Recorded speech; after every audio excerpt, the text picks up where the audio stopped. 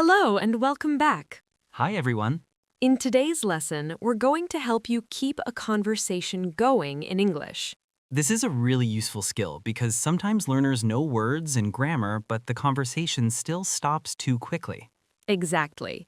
You answer one question and then everything becomes quiet. So today, we'll show you how to sound more natural and keep the conversation moving. But first, everyone, please subscribe to our channel. Yes, and click the like button, share with your friends. It really helps us. And it helps more learners practice English in a natural, real-life way. First, listen to our dialogue. Then we'll come back and explain the key phrases step by step. Let's get started. Hi, over here. Hi, it's such a nice day, isn't it? I almost forgot how nice this park looks when the weather is good. I know. It feels completely different on a sunny day.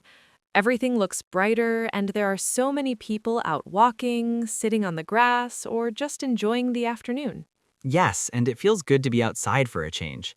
I've spent so much time indoors this week that I really needed a bit of fresh air. Same here.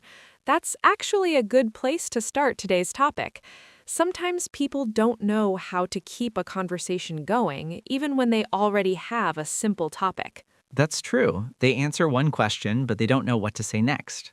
So today, let's make the conversation feel very natural. Let's just walk, talk, and see how many useful conversation-building phrases we can use. Sounds good to me. All right, let me ask you something simple. Where do you usually do your shopping? It depends what I need, actually. If I'm buying food, I usually go to a supermarket near my house because it's convenient and I already know where everything is. But if I'm shopping for clothes or something for the house, I usually go into town or look online first. That sounds practical. Do you usually enjoy shopping, or do you just do it because you have to? To be honest, I enjoy some kinds of shopping more than others. I don't mind shopping for food if I'm not in a rush, and I quite like looking for books or things for the house. But I don't always enjoy shopping for clothes because it can take too long. Really? That's interesting. Why don't you enjoy shopping for clothes? Mostly because I get tired of trying things on. Also, if the shops are crowded, I lose patience quite quickly. I prefer going in with a clear idea of what I want, finding it fast, and leaving. That makes sense. So you like efficient shopping. Exactly. What about you? Do you enjoy shopping? It depends on my mood. Sometimes I really enjoy it, especially if I have time and I'm just walking around without pressure. But if I need to find something specific quickly, then it feels more stressful than fun. That's true. Shopping is very different when you're relaxed and when you're in a hurry. Where do you usually go if you want to shop for clothes? I usually go to a shopping center, or sometimes I order online if I already know the brand or size. But I still like real shops because I can see the colors properly and try things on straight away. Yes, that's a big advantage. And what kind of shops do you usually like the most? I like bookshops, home shops, and little cafes inside shopping centers because they make the whole experience feel calmer. I'm not always interested in buying a lot. Sometimes I just like looking around. That sounds nice. I think that's a good phrase too. I'm not always interested in buying a lot. Sometimes I just like looking around. That's very natural English. By the way, do you usually shop alone or do you prefer going with someone? Most of the time I shop alone, especially if I know exactly what I need. But if it's a more relaxed day, I don't mind going with a friend. It can be nice if you want another opinion or just want company. I agree. Sometimes shopping with another person makes it more enjoyable, especially if you stop for coffee too. Yes, definitely. And that's another good way to keep a conversation going. You can react first and then add your own idea. For example, I agree. Sometimes shopping with another person makes it more enjoyable. That's the idea. You don't have to jump to a completely new topic immediately. Right. You can stay with the same topic and make it richer. Speaking of that, let me ask you something else. Do you usually make a shopping list before you go to the supermarket? Yes, I do, especially if I'm buying food for several days. Otherwise, I forget something important and then remember it later when I'm already back home.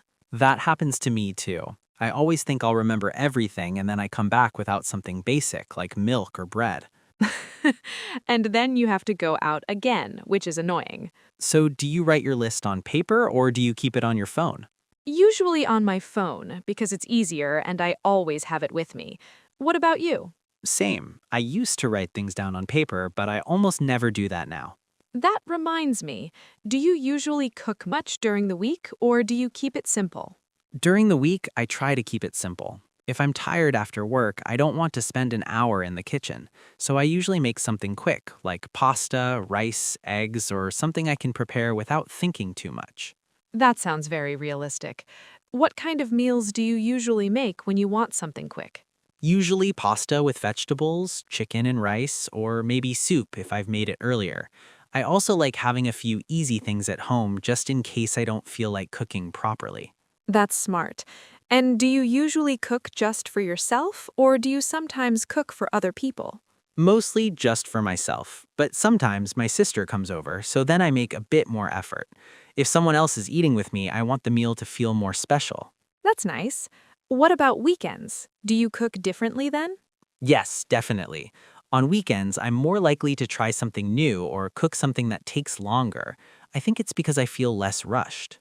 That makes sense. And that's another useful phrase. On weekends, I'm more likely to. It helps you compare your usual routine with a different situation. Yes, that's true. So let me ask you something else. Do you usually plan your meals in advance or do you decide on the day?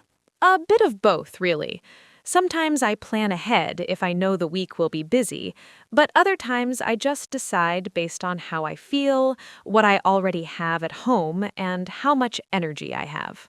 That sounds very honest. I think a bit of both is such a useful phrase because life is often not just one thing or the other.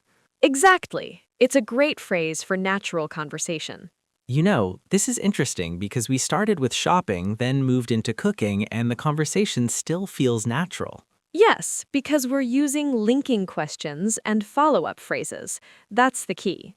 So instead of stopping after one answer, you ask something connected. Exactly. For example, really? Why is that? What about you? Do you usually? What kind of? And then what do you do? Those little phrases keep everything moving. That's the idea. Let's keep going. Here's another question. When you want to meet friends, where do you usually go? Usually to a cafe, actually, or sometimes to a park like this one if the weather's nice. Cafes are easy because you can sit down, talk properly, and stay as long as you want without doing too much. That's true. Parks are nice too, but cafes feel easier if you really want a long conversation. What do you usually order in a cafe? Usually coffee, sometimes tea, and if I'm hungry, I might get a sandwich or cake too. What about you?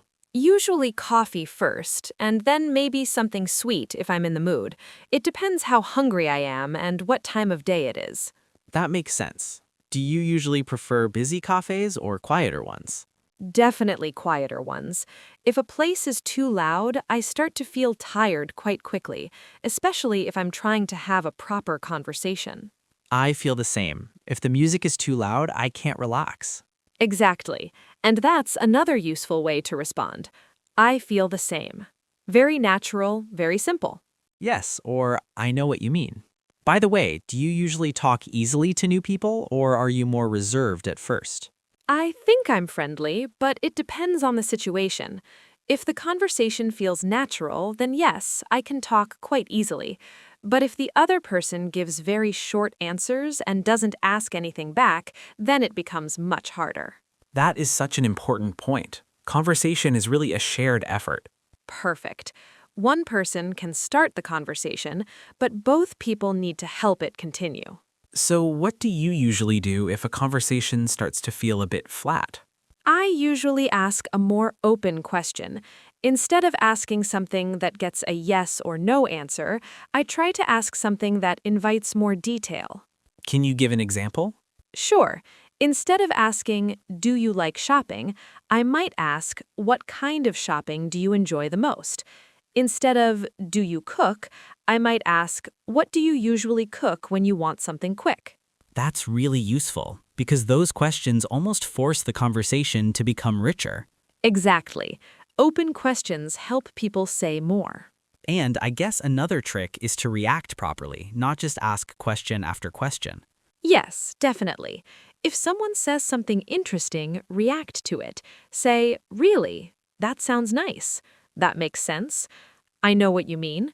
That's interesting. I've never thought about it like that. That makes the conversation feel warmer, too. You're absolutely right. It feels less like an interview and more like a real exchange.